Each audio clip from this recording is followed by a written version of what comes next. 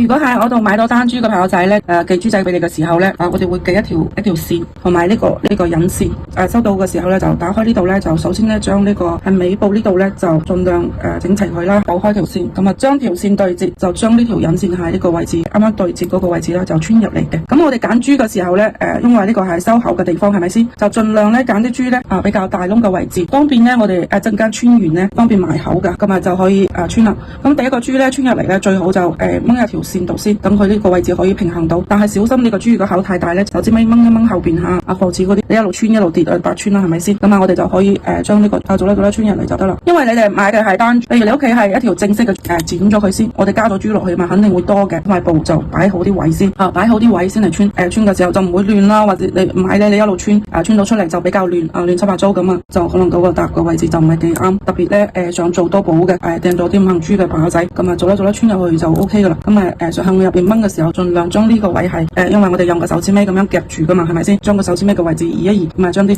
珠向後褪一褪，跟住就繼續穿咁樣咧就防止啲珠跌咗出去。係啦，盡量咧就將佢掹入啲因為嗰條引線咧我都係配得比較長嘅，擺嘅係咩形狀穿起佢嘅時候就係咩形狀。首先你擺好個位置，穿嘅時候就非常之快嘅，10零分鐘就搞掂啦。朋友仔有配到跑玩嘅咧，我會同你一齊裝埋入去嘅。穿嘅時候就笠落去，穿引線呢度係一個埋口位嚟㗎，係咪先？咁呢邊咧去到尾呢邊咧，我哋就係一邊係咁樣嘅，一邊係咁樣嘅，好簡單嘅啫，就將呢個拉過嚟，係咪笠住喺呢度？呢度比較關鍵吓，因為我哋要收口啦吓，盡量將啲珠褪上嚟，就將呢個位係收緊佢吓，再褪嘅。呢度咧最好就頂緊佢，唔係到時我哋綁結嘅時候咧，嗰條串咧就會鬆鬆散散咁樣，唔好睇㗎吓。呢度咧向上拉，呢度咧盡量係將佢掹一掹緊，呢個時候掹緊少少唔緊要㗎吓。就首先咧打第一個結先，就首先喺呢度咁樣打過嚟先，盡量係掹緊佢，掹緊佢之後咧揾一邊咧喺呢個後邊穿過嚟之後咧再打結，咁樣咧個結係冇咁容易開㗎吓。掹緊佢，咁喺呢度咧就開始打第二個，係啦。一定要掹緊因為呢個係彈力繩啊嘛，我哋唔好急住嚟剪咗佢先吓，因為啱先我哋第一個埋入緊嘅大珠嘅係咪先？你就掹呢度掹條線，將呢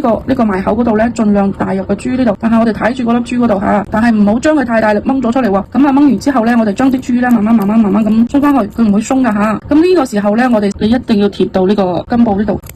剪咗佢，同埋一串處處就穿好啦，係咪好簡單呢？如果視頻仲未學識嘅朋友仔，可以直接嚟直播間揾我噶，睇下我點樣穿嘅，或者有啲咩問題，可以直播間可以直接同我溝通噶，咁歡迎各位朋友仔多多嚟我嘅直播間，大家做一個交流啊！